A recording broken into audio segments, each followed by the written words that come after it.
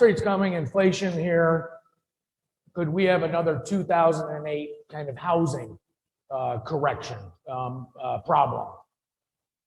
And I actually wrote a whole book about 2008. So I will resist going all the way with this.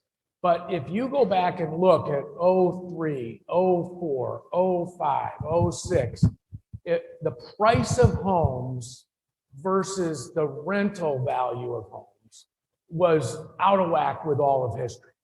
And we are not there today. The second thing is that we weren't inflationary then.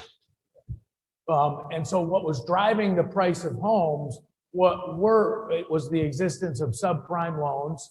I mean, subprime loans were, I was hearing in 03, 04, 05, 06, like stories coming out of California. And I don't know how many of you have ever, thought about owning a home or watched the process, but people would go look at a home, and let's say it's a $300,000 home, and they could get financing from the bank for 90% of it, which was $270,000, but they really didn't have the other 30.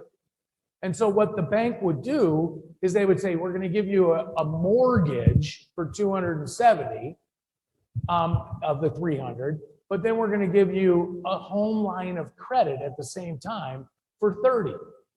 And so what you were able to do is go buy a house with no money down. And I would hear these stories and I'm like, there is no way that's happening. Banks would never let that happen. Well, it turns out it was absolutely true. And one of the reasons that people would do that is that house prices kept going up and interest rates were really, really, really low.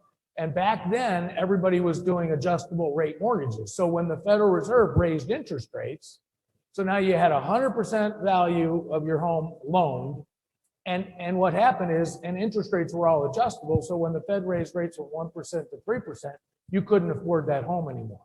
Today, everybody's getting long-term mortgages. So you can get a 30-year mortgage. First of all, we don't have 100% loans happening. I'm sure it's one-offs somewhere, but we don't have that happening. But we also don't have people getting all these adjustable rate loans. That's not why house prices are up. House prices are up for really a couple of reasons. One, people want to get out of the city, out of Chicago, either to the suburbs or to Florida, all right? And they want to do it because there's unrest in the streets and tax rates are high in the Northeast, in Chicago, and San Francisco. And so people are moving to places with lower tax rates. Number two, interest rates are really low. Number three, house prices are up because we're printing all this money. We have $13 in the same number of houses. And then finally, there's a shortage of houses. There has been all the way since 08. We need 1.5 million houses a year just to keep up with population, and we haven't done that since 2007. And so I think houses are permanently higher in price, especially in lower tax, more suburban areas of the country.